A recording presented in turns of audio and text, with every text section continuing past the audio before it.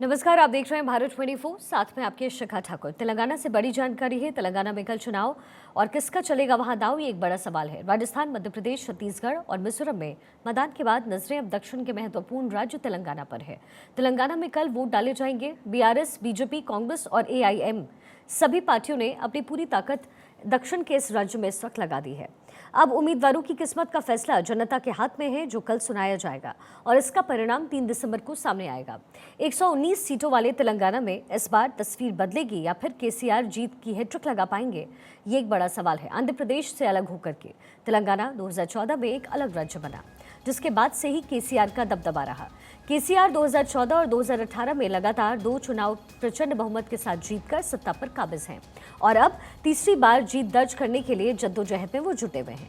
तेलंगाना में इस बार का चुनाव कई मायनों में अलग है और खास भी। केसीआर की पार्टी के लिए इस बार राह आसान नहीं है, क्योंकि उन्हें चुनौती एक नहीं 3 पार्टियों से मिल रही है। बीजेपी ने यहां धुआंधार प्रचार किया। पीएम मोदी ने खुद चुनाव प्रचार की कमान संभाल रखी थी। 3 दिनों तक लगातार तेलंगाना में प्रधानमंत्री मोदी ने रैली कर ये जता दिया कि वो इस बार जीतने के लिए आए हैं।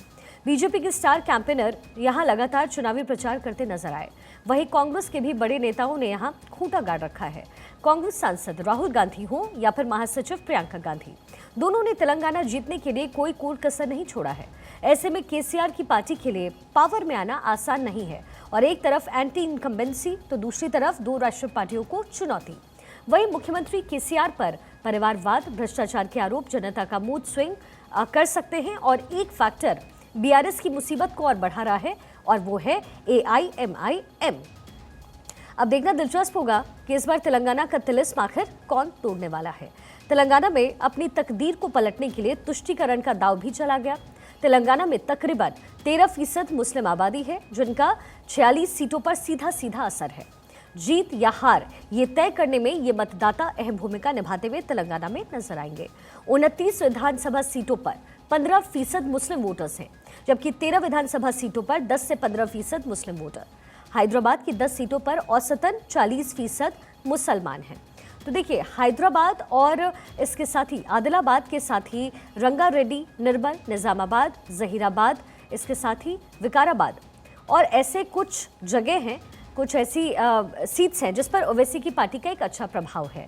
तो मिला जुला करके जो तेलंगाना में गणित है वो यही कहता है कि एक फैक्टर को लेकर के तेलंगाना में भुनाने की कोशिश हो रही है, लेकिन एंटी इनकम्बेंसी फैक्टर क्या वहां की मौजूदा सरकार के विरोध में चला जाएगा, ये एक अहम सवाल बना हुआ है।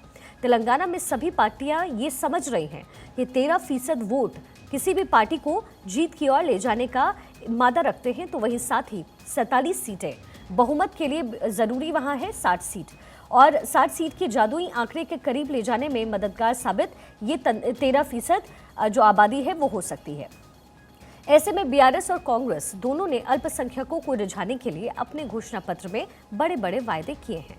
कांग्रेस ने तो अल्पसंख्यक घोषणा पत्र ही जारी कर दिया, जिसमें अल्पसंख्यक कल्याण के लिए बजट 4000 करोड़ तक बढ़ाने का दावा किया गया। साथ ही रियायती ऋण प्रदान करने के लिए सालाना 1000 करोड़ देने का भी वादा किया गया। अल्पसंख्यक युवाओं को एमफिल और पीएचडी कार्यक्रम पूरा करने पर 5 लाख रुपए की वित्तीय सहायता भी प्रदान की जाएगी। बेघर अल्पसंख्यक समुदाय को घर बनाने के लिए जगह और 5 लाख रुपए उपलब्ध कराए जाएंगे। अब ऐसा कांग्रेस पार्टी ने अपनी घोषणा पत्र में लिखा है। कांग्रेस के इरादों पर पानी फेरने के लिए केसीआर की पार्टी बीआरएस ने एक अलग ही दांव चला है। केसीआर ने मुस्लिम समुदाय के लिए एक अलग आईटी पार्क बनाने का वादा किया।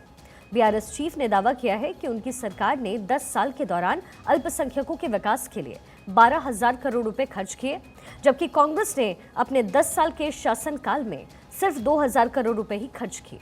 शादी मुबारक योजना के तहत गरीब मुस्लिम परिवार को शादी में हुए खर्च के एवज में 1 लाख रुपए की मदद मिलती है। दोनों पार्टियों ने मुस्लिम वोटर्स को साधने की हर एक कोशिश कर डाली है। वहीं भारतीय जनता पार्टी ने अपने घोषणा पत्र में कहा है कि वो तेलंगाना में सरकार बनने पर यूसीसी लागू करने और धर्म आधारित 4% आरक्षण हटाने का वादा कर रहे हैं और ये भी कहा कि पिछड़ा वर्ग, SC ST का कोटा वहां पर बढ़ाया जाएगा।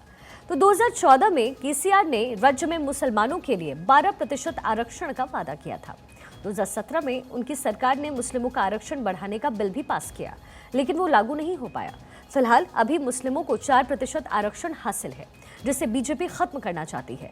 बीजेपी के नेता टी राजा का तो यहां तक कहना है कि उन्हें मुस्लिम वोट नहीं चाहिए। BJP candidate T Raja Singh Telangana में गोशा महल महान विधानसभा सीट से उम्मीदवार है। उन्होंने कहा है कि मुसलमानों का वोट उन्हें चाहिए ही नहीं। जहां भी हम जाते हैं लोग कहते हैं कि आप प्रचार करने की आवश्यकता नहीं है, हम बीजेपी को ही वोट डालेंगे। उस प्रकार से गोशा महल विधानसभा भारतीय जनता पार्टी का एक गढ़ बन चुका है। तो ये माहौल देखते हुए 100% 2023 का जो चुनाव है, कल पोलिंग है और कल की पोलिंग में जिस डब्बे में खुलेगा डब्बा 3 तारीख के दिन, सिर्फ बीजेपी और कमल ही खिलेगा। तेलंगाना में अपनी तकदीर बदलने के लिए पार्टियां सिर्फ एम फैक्टर पर ही नजर नहीं गड़ाए हुए हैं, बल्कि गारंटी वाला गेम भी खेला गया। बीआरएस हो, कांग्रेस हो या फिर बीजेपी, तीनों ने मुफ्त के वादों की झड़ी लगा दी है। बीआरएस 400 रुपए में गैस सिलेंडर देगी, तो वहीं बीजेपी हर साल 4 गैस सिलेंडर मुफ्त देने का वादा कर रही है। कांग्रेस ने भी 500 रुपए में गैस सिलेंडर देने की बात कही। केसीआर महिलाओं को 3000 रुपए मासिक भत्ता देने की बात कर रहे हैं, तो वहीं बीजेपी छात्राओं को मुफ्त लैपटॉप देगी। तो कांग्रेस का कहना है कि सरकार बनने पर महिलाओं को हर महीने 2500 रुपए दिए जाएंगे। वैसे ही किसानों के लिए भी तीनों दलों ने वादा किया है। बीआरएस ने वादा किया कि किसानों को प्रति एकड़ 16000 रुपए दिए जाएंगे। बीजेपी ने कहा है कि किसानों को मुफ्त गाय देंगे, तो वहीं कांग्रेस ने वादा किया कि सभी किसानों को 15000 रुपए वो देंगे। किस पार्टी की मुफ्त वाली गारंटी को जनता सराहेगी, इसका अब टेस्ट होना है। तेलंगाना में सफलता किसके हाथ लगेगी, ये तो 3 दिसंबर को नतीजों के साथ पता चलेगा। लेकिन जनता कल उम्मीदवारों की किस्मत का फैसला कैद कर देगी। अब देखना होगा कि तेलंगाना में आखिर किसकी तकदीर बदलती है। अब तेलंगाना में 2018 और 2014 में किस पार्टी का क्या परफॉर्मेंस रहा है, इस पर भी एक नजर डालते हैं।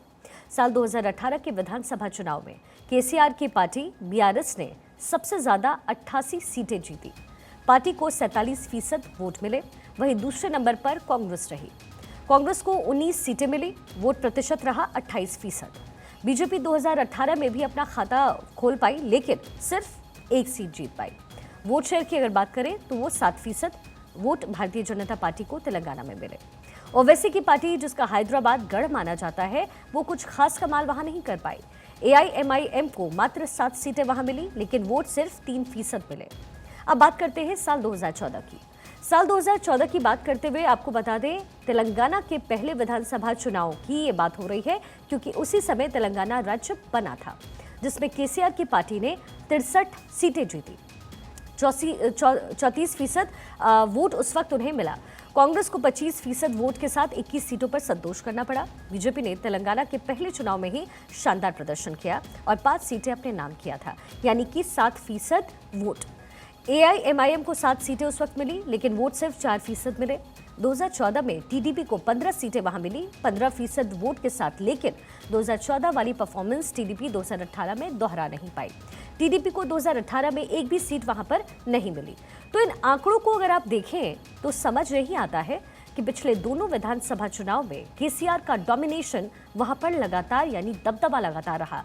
लेकिन क्या 2023 में भी यही रिकॉर्ड बीआरएस कायम रख पाएगी, ये देखना बड़ा दिलचस्प होगा। तो 13% आबादी मुस्लिम्स की है तेलंगाना में, और ये फैक्टर कहीं ना कहीं इन तमाम राजनीतिक पार्टियों के लिए बेहद अहम है, क्योंकि तेलंगाना का तिलिस्म वही तोड़ पाएगा जो इस फैक्टर को भुनाने में कामयाब हो पाएगा, जैसे कि बीआरएस।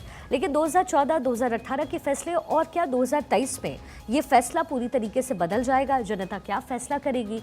क्या मुस्लिम फैक्टर से ये कहीं ना कहीं सुदृढ़ होगा कि बीआरएस एक बार फिर से सत्ता में आएगी? तेलंगाना के बाद आगे बढ़ेंगे, लेकिन उससे पहले आपको हम ये फैक्टर दिखा दें, कुल सीटें कितनी हैं यहाँ पर। सबसे पहले वो आपको दिखा देते हैं, क्योंकि यहाँ बात मुस्लिम फैक्टर की हो रही है। कुल 119 सीटें, 13% मुस्लिम आबादी, 46 सीटों पर सीधा सीधा इनका असर है। 29 विधानसभा सीटों पर 15% मुस्लिम वोटर्स हैं। 13 विधानसभा सीटों पर 10 से 15% मुस्लिम वोटर्स। वहीं हैदराबाद की 10 सीटों पर औसतन 40% मुसलमान हैं, और इसलिए ये जो एम फैक्टर है, यानी मुस्लिम फैक्टर, वो तेलंगाना में किसी भी चुनावी पार्टी के लिए बेहद अहम हो जाता है।